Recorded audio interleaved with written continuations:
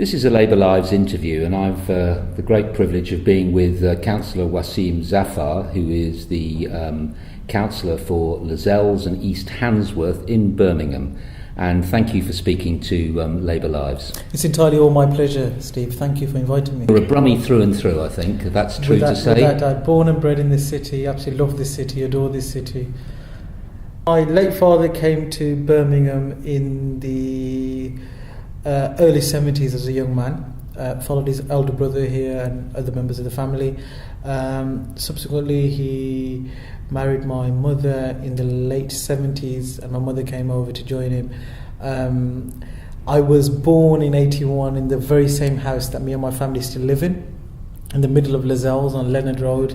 My four siblings were born there as well. My sisters, one of them has moved on, one's about to move out after getting married, but I'm still there with my mum, my partner, my child, and a couple of my sisters. So I've got very strong ties, and my family in essence, because as soon as they came here, they moved into Lozells, and we've got very strong ties with the Lozells community. And it's a community, but Lozells is like a big family. Everybody knows everybody else, and it very rarely do you get people who want to move out to Lozells because they're inclined to stay there, and because of that family village sort of atmosphere. And my family is certainly part of that. I think in the early 2000s I was encouraging my parents to move out, but they were very reluctant to do so. Whilst I was at university, I started to gain an interest in community work. I'll tell you how it all started. I'm a fond cricketer. I'm proud to say I'm the captain of the Labour Councillors cricket team. That's only played one game of cricket, but we've got a 100% record. But I'm a passionate cricketer, and at school, at Holt School, which is a cricketing school, I broke all sorts of records there. So cricket was always a passion for me, and Moeen Ali, who's an international cricketer for England right now, the first time I played with him in the nets was, I think he was 12 or 13 years of age. So cricket was a real passion for me, and still is. I remember going to knock on the door of the Holt Leisure Centre manager's door, and he opened the door. It's a guy called Jesse Gerald, and I'll tell you who Jesse is in a minute, but he was then the Leisure Centre manager. I knocked on his door and I said, Jesse, Mr. Gerald, I said, I want to be a cricket coach. And he said, what's this about? And I said, well, I think I want to do something. And with that, I was 19 or 20 years of age, having no coaching badges or anything. He told me to turn up on Saturday with some kids. So on Saturday, a few days later, I turned up with some kids. Went across to his office, and I said, oh, the kids are here, can you open the sports hall for us? So when we walked around to the sports hall, he said, who are all these kids? And I said, oh, they've come to cricket. There's about 80 kids. One coached me, and Jesse's standing there. We're looking at each other. We opened them. We clearly realised we couldn't do anything with them, but that was the start of something special for me. That was my first introduction into community work. Very soon after that meeting and that introduction with Jesse, I came across a newly elected Member of Parliament in Birmingham Perry Bar, Khalid Mahmood. After the elections, he was just coming around to thank his supporters, people who'd helped him in the election. So he was round as thanking my dad and others. And I wanted to get out that room because it was my cricket coaching session. But my dad wouldn't let me go because the MP was there.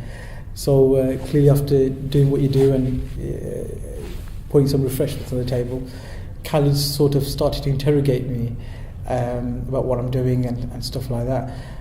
But Khalid was a huge influence in Jesse started it, others contributed, but Khalid was really that catalyst for change in terms of what I was, me as an individual, or what I was planning to do and what my involvement in community work.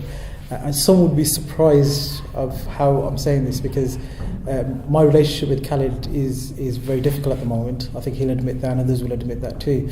But it'd be hugely disingenuous of me if I didn't acknowledge his contribution. Khalid was the first Muslim MP in England, the second Muslim MP in the country, because Mohammed Sawa was elected in Glasgow. But one of the things Khalid taught me very early on, and that's really come through with the way I operate.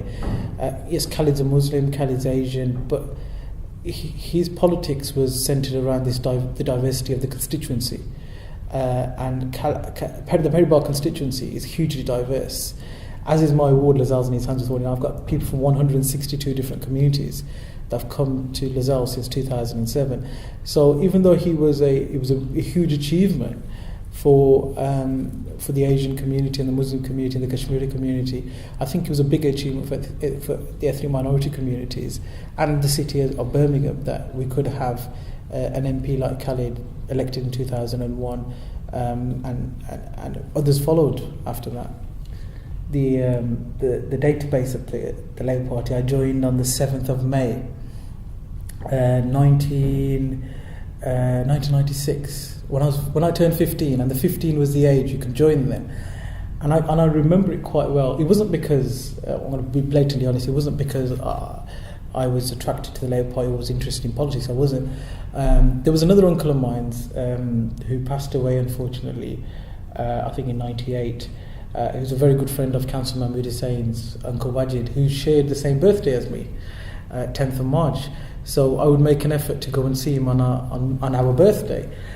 So when I was 15, I went to see him, and he says, "I've got a present for you today." Those were the exact words. I said, "That's interesting. What present have you got for me?" And he pulled out a Labour Party membership form. And so we think you should join. And I'm going to be honest, as I always am. It was inner city politics, in particular in Labour, it's all about a numbers game. So people, when they're allowed to join a party, because they reach a certain age, members of the family try to recruit you. And that's what happened with me. It was later on that I actually got interested in politics. So at the age of 15, when I joined the Labour Party, I wasn't very interested. I didn't know much about politics. I didn't know about the issues that impacted my community, but I was another number. So that's how I got recruited into the party. I don't think it's the right way of doing it, but that's the blatant and honest way of how it happened. Right. What came along, I think, some of the stuff that happened post that meeting with the MP was around some of the issues facing young people.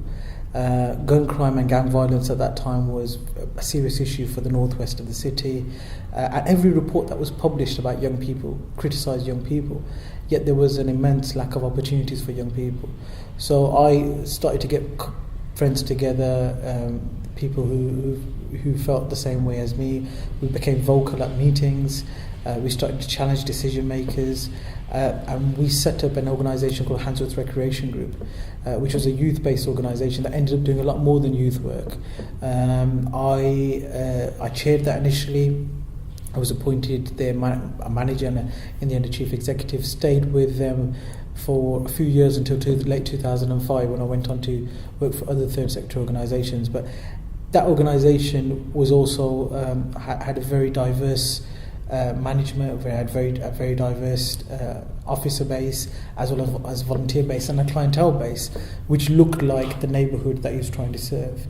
There were organisations which just catered for particular ethnic groups and still do, and they will say they've got a purpose to do that. I'm passionate about organisations based on place, based on neighbourhoods that look like the communities that they try and serve, and that was that organisation was one of them.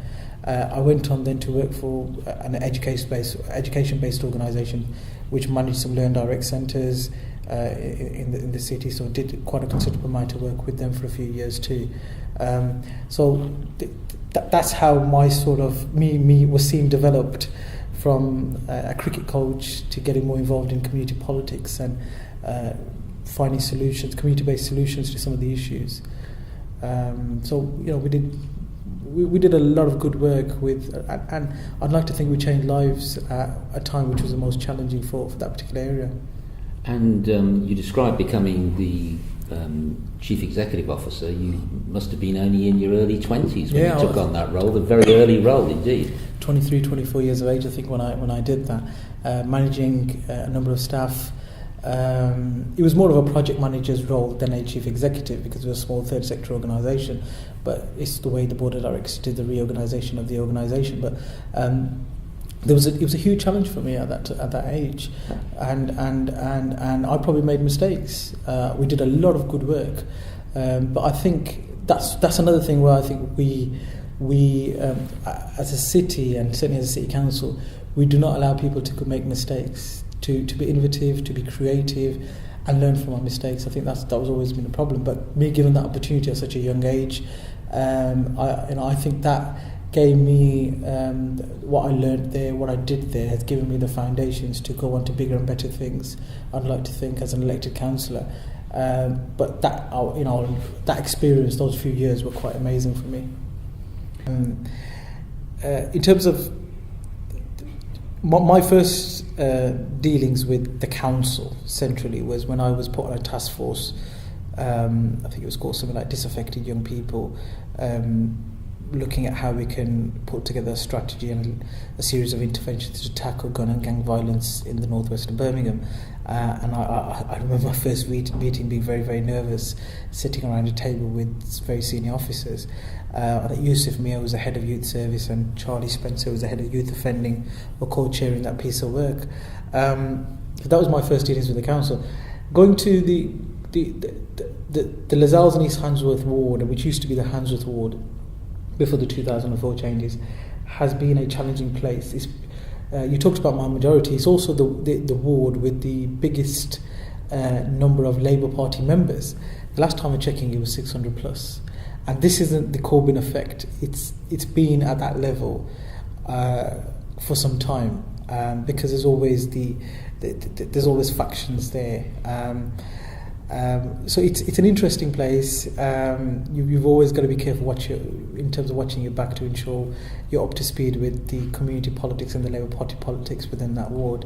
There's been there was issues in the 80s there when Lord Rooker was the MP and he had to do some cleaning up of certain individuals. And my selection in itself was an interesting time. But in the early 2000s, the majority in our ward had shrunk to, I think there was a by-election where we won by 1,500 or 2,000. So it's a very safe Labour ward, but as you say, during the early 2000s, when the Labour government was unpopular, in particular in inner city Birmingham because of his foreign policies, there was, we had to seriously campaign. Our neighbouring wards like Aston, we lost councillors there. So we could have easily lost councillors in Lozells in East Handsworth ward. Well, Aston had its own particular problems, along with Bordsley and places that in 2004, 2005, Indeed. And various other things.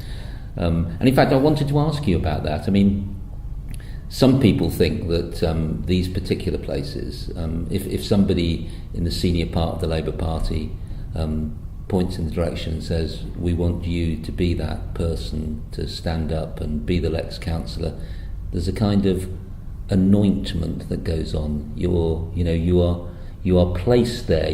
Somebody can make or break you in the senior parts of the Labour Party because of the way it operates. So you were about to tell me about how you got selected. My selection, because you've been presumably only decided to be a councillor in the late 2000s, would I be right in 2011 was, and that was the first time you decided to, and you get 70% of the vote. I think we need to go back a bit on how I got selected. Please explain that. Because if you Google Waseem Zaffar selection 2011, everything will come up, because Neil Elks wrote quite a few articles about it. My selection was quite interesting because there were lawyers involved and the national executive involved and all sorts. There was attempts by the constituency Labour Party. They objected against the membership applications of, say, 50 or 60 people who wanted to join because they felt that they were part of an attempt to deselect the sitting councillor. In the end, the National Executive Committee Disputes Panel, chaired by Anne Black, allowed the vast majority of those individuals enough to intervene them. There was issues of me getting onto the local government panel, which was quite a long, painful journey just to do that in itself. Clearly, I didn't fit around the plans of the regional office in the Birmingham Labour Party at that particular time. I then went. There was a decision by the Birmingham Labour Party to endorse a sitting candidate. It was my colleague now, Mahmoud Hussain, which was overturned by the National Executive. You're talking about March 2011, just before the election. We didn't have a candidate because there was a dispute between the National Party and the Regional Party. In the end, the National Party decided they would interview the candidates. who they felt were eligible. And I was one of 4 candidates who put their name forward. The other was Mahmood Hussain, the sitting councillor. Andy Howell was one of those shortlisted, and as was Changiz Khan, who's now the councillor in Selly Oak. The National Executive decided to endorse me as the candidate. So it was a very interesting, difficult time for the Birmingham Labour Party, in particular in Lozells, because I'd got selected ahead of somebody who'd been on the council a long time, who was actually chair of the Birmingham Labour group at that time, an ex-Lord Mayor, the chair of the CLP. So it was a very interesting time and a difficult time, which I look back on and think it's not the way I would have wanted to become a candidate or join the Labour group. It was a difficult time for me personally too, to come into a Labour group again on the back of that deselection, irrespective of having a 70% mandate from the people of Lozells and East Handsworth Ward. And looking back at it, it's not the ideal way to do it. This time round, I didn't go through a selection either. The National Executive Party, the National Executive Committee of the Labour Party again decided against a selection because there was a lot of internal issues with the party, and they felt that would be played out in the wrong way and could potentially bring the party into disrepute. So they decided against the selection, and I had to go through an interview stage again.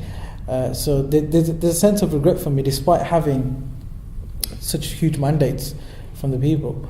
I haven't had a mandate to be a candidate from the membership because of 2 very different reasons. And both times the National Party have had to intervene. So that's how I've got selected twice.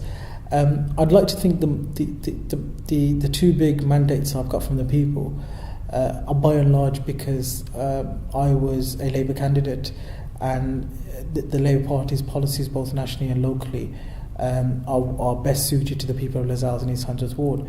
But I think I'll be doing my campaign team injustice if I didn't say that we had 2 brilliant campaigns. And the irony of my campaigns was there were young people on the campaign knocking doors, encouraging others to vote, but not having ever voted in any previous election themselves. So totally disengaged from politics, totally disengaged from the council, but I had empowered them to get involved, cast their vote for the first time, but also get involved in knocking doors, phoning people, delivering leaflets. So I'm incredibly proud of the team. I'm very grateful of the team I've got around me. And these were by and large people who want to see positive change, involved in community organisations, and coming from the third sector. They came from the third sector.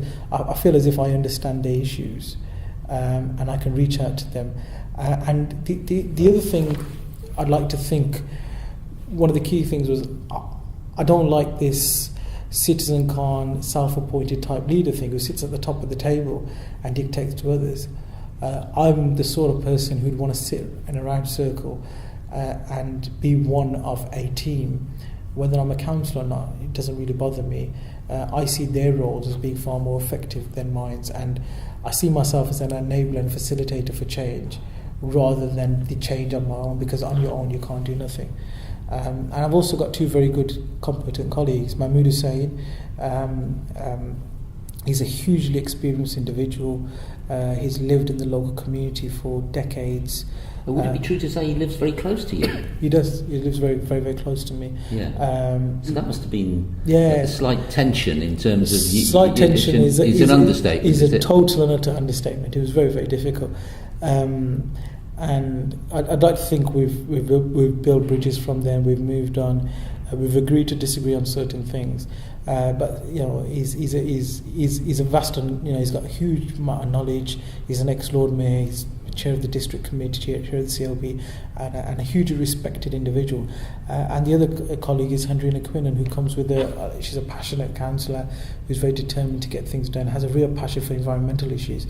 So I like to think as a team we bring a different set of skills, and I think that's always really important, and different set of experiences that come together to make us quite a dynamic team. So your father, when he came to England in the 70s, you said, he came from Pakistan, is that Yeah, right? yeah. Is he from what part of Pakistan?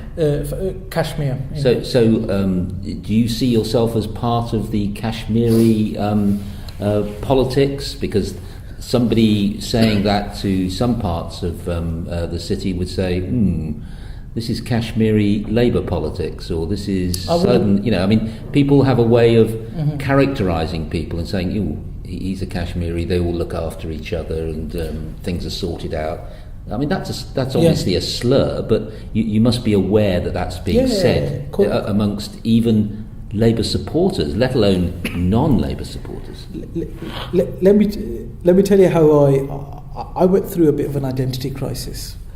And I remember in 2005 being in Lahore and watching the cricket test match between Pakistan and England. And my role models in terms of cricket were always people like Imran Khan, Waseem Zaffar and Waqar Younis. People I really looked up to and admired. And that first morning when I was at that test match in Lahore, Kabir Ali was a friend of mine, was actually in the England test squad. So I was with him the night before in Lahore, and we were talking away, so mingling in with the English players. Vikram Solanki, another local lad, was there too. And the next morning I considered myself as a Pakistan cricket team supporter up until lunchtime, because I got this feeling from my accent that the Pakistani supporters didn't really accept me as one of theirs. So I joined the English Barmy Army in Lahore at the lunch break of the first test match, and sat with them. I've never enjoyed cricket more than I enjoyed the next few days. England lost. We lost, right? But the atmosphere, and I'd clearly realised who I actually am at that particular time. And it's a difficult thing for many people who come from a dual sort of background or dual nationality or dual heritage, you can say. But today I'm very comfortable with my identity. I'm a Brummie, I'm British, I'm a Muslim, but I'm equally proud of my family's heritage. I travel to Kashmir, Pakistan quite often. I've got family there, I've got friends there, and I don't think there is any form of contradiction by having those identities. So I'm incredibly proud on my heritage. I spend a lot of time with guests that come from Kashmir, in particular civil servants and politicians, and I'd like to think that I'm able to show them the other side of politics, how it works here, how institutions such as the Birmingham City Council work. I think what sport in this country has been able to do, and what's been quite a challenging period of time to be a British Muslim since 9/11, I think sport at times has enabled us as British Muslims to create a place for ourselves where we sort of become more accepted, if I can say that. People like Amir Khan is a fantastic role model for any young person growing up in this country, but his passion for his country, for the Union Jack, is second to none, and it's clearly highlighted that he's been able to say that, and we've been able to say to the rest of the country, look, as a British Muslim, we're equally as patriotic as anybody else. The same can be said of some cricketers. I remember going to the Headingley Test, the last day of the Headingley Test, between Pakistan and England. It's the game where Inzamam stepped on his wickets bowled by Monty Panesar. But I remember Sajid Mahmood, the Lancashire fast bowler, is actually the cousin of Amir Khan. The stick he was getting on the boundary from some people who were calling him a traitor for taking wickets against Pakistan, and that also made me realise, it's not fair on this individual. No. And it's wrong, totally wrong. He is playing for his country, and the beauty of the cricket was this: when we played against the Pakistanis in the UAE series more recently, we had two Pakistani origin spin bowlers bowling for England against Pakistan, Adil Rashid and Moeen Ali, and just shows where we've come as a country and where we've come as diaspora communities in this country too. I think we're moving on in terms of where communities stand. I came across a survey that was carried out by, I think, the Economic and Social Commission or something or another, and they said that people from South Asian backgrounds are more patriotic to be British than people from, whose history goes back generations associated to this country. So surveys such as that quite clearly convey to me that we're moving on, and people and communities feel part of the furniture of the city. But because of the challenges that have come around, in particular since 9/11, more so in this country after 7/7, there is a greater onus, unfortunately, on us to declare our allegiance to our country. Even though for someone like me, I often remind Carl Chin that I'm challenging him for being who's the most patriotic Brummie in this city. I absolutely love this city. This city has given me and my family everything, and I want to be able to give back to this city. And through my various civic roles, I would like to think that I am giving back to this city. And I'm hugely passionate about Aston Villa. My mental well-being all depends on what happens at the Villa, and at the moment I'm mentally not doing too well because we're bottom of the league, and God forbid if my team ever got relegated, where I would be, in what sort of state of mind I would be in. So this, I certainly feel part of the furniture of this city and this country, but as I want to repeat, I don't think that contradicts my faith in any way, and I certainly don't think it contradicts my family's heritage in any way too. I think actually adds value to my personality and my contribution to my city. You're a big supporter of John Clancy's. That's I think an open secret, if nothing else. You no doubt helped him closely in his campaigning to become the leader of the council. Can I ask you this blunt question? When it was announced last Tuesday that the cabinet was to remain exactly the same, there must have been a part of you that was a bit disappointed that you weren't going to be going on to the top table as a cabinet member. You were a close friend of Councillor John Clancy's.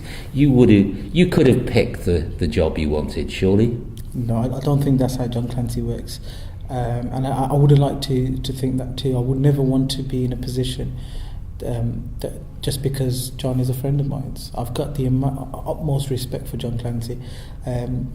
I've got the utmost respect for Salbert Bo. Salbert is a fantastic Brummie who's actually been an elected councillor in the city well before I was born, and his contribution and legacy will live on for generations to come. I really want to say that and make that perfectly clear. I've agreed to disagree with Sir Albert on certain things, but no one can question his commitment and dedication to our city. When John is the leader of Birmingham City Council, he's still my friend. And will always be my friend, but he chooses how he wants to move forward, and I will support him in every way possible to do that. I'm really excited with my role as chair of the scrutiny committee that's going to be scrutinising John Clancy, the leader of the council. I really look forward to that. And in fact, I don't think he knows this, but he's turning up to, we've just agreed, because I've just come from my last scrutiny committee, he's turning up to our next committee to be scrutinised. So I'm looking forward to being a critical friend and giving him and being a challenging scrutiny chair to the committee that he reports to. But I think John needs to be given. He's got fresh ideas, he's got fresh policies, he's an innovative guy. He will make some brilliant decisions, he will make mistakes, and I think he needs to be allowed to be, he needs to get the full support possible from the entire council, and in particular the Labour Council. But isn't that difficult in real terms, because in effect 2/3 of his fellow councillors voted for alternative candidates? Effectively, he won by one vote. It's about as close as you can get. One Very vote. Close. A win is a win, especially for footballers. But he's going to be challenged, isn't he? In May 2016, because he used these words to me when I interviewed him. He said, "I always challenged because the rules allowed me to challenge. So the rules, unless they're changed, will allow a challenge in May 2016 for the leader of the Labour group and de facto the leader of the council." Isn't he going to face another challenge? If I can just talk about his mandate, I'm elected, irrespective of my large mandate from Lozells, I'm elected on a first past the post system. If you look at that scenario, he was leading in the first round by a few votes, so he would have won first past the post. But this, 50% plus one of the final round is a far bigger mandate for me than first past the post, and he's clearly got that. If somebody in May, and I think it's a democratic right within the Labour group, I'd vote against any particular changes to the democratic right to challenge the leader, as is the case with challenging anyone in any position like the scrutiny chair or district chair. I honestly feel that if somebody believes that John is not leading the city in the direction that the city needs or the Labour Party needs, they should challenge him in May. But I think we also need to, up until May, be united behind John Clancy. He's the leader of the Labour group, he's the leader of the council, and he's got the mandate of the group and the council to do that. Whether somebody challenges them or not, John Clancy has, he challenged Sir Albert, I think 4 times or 3 times, whatever it was. Him and Mike Ollie on Alderman Ollie challenged or were on the verge of challenging Sir Albert back in, I think, 2004 or 2005 after we'd lost control. So why shouldn't somebody else be allowed to do that? I've known John since I joined the council, or just before I joined the council actually. I'm totally buying into his vision. I totally understand what he's got, and he is capable. He's got the skills, he's got the knowledge, he's got the expertise. He might not have the experience, which he will gain over time, but he's got much of the skill set that you need to drive this city forward and lead this city, not manage this city. I think far too often elected members have been micromanaging elements of this city council, and I think that the micromanagement really needs to be the chief executive rather than the leader of the council. Perhaps I can finish off with this just briefly. What's the future for Councillor Zaffar? Do you want to be a mayor of Birmingham? Would that be an elected mayor or of the combined authority? Do you want to be an MP? You're an ambitious man. I don't think that's something that's untrue, and everybody tells me that. So, and these are people that I trust. Ambition is good in people. You're a young man. You can wait and see. You can play the long game, but also you've got some personal ambitions, haven't you? Personal goals. They must be. Would you like to share them with Labour Lives? What do you want to be in 2 or 3 years? Steve, I've got personal ambitions. I'm ambitious. I want to be successful. And what does success look like for me? Is quite simple. I want to create a fair and equal society. I want Birmingham to be the most successful city in the world. I want the Lozells and East Handsworth ward that I represent, and I've got the mandate to be an inequalities-free area. Because my ward is full of inequality. One of the biggest inequalities, if you're a male and live in my city, live in my ward like I do, you're likely to live far less than anywhere else in this city. And those are the challenges that I wake up to every day. So my ambition is to give back to my city, like I'm doing, to give back to the neighbourhood that I have such strong ties to, and ultimately, I absolutely love the position I'm in right now as a councillor for that particular area. If I'm given another opportunity by the Labour Party and the voters in that area, I'd love to continue to serve in that council. But that's a decision for them to make. Whether I've been an effective councillor or not is their decision. Beyond that, I'm not looking at anything else. I'm new to politics, despite being a member for now nearly 20 years and having one of the longest apprenticeships, unofficial apprenticeships, before I became a councillor. I've got a lot to learn, and I'm learning every single day, and certain things I'm learning on the job, as I say. But I'm not looking beyond that. But Birmingham is a fantastic place, and it's a great city, but it's how we can make it a greater city. Councillor Zaffar, thank you very much for speaking to Labour Lives. Thank you.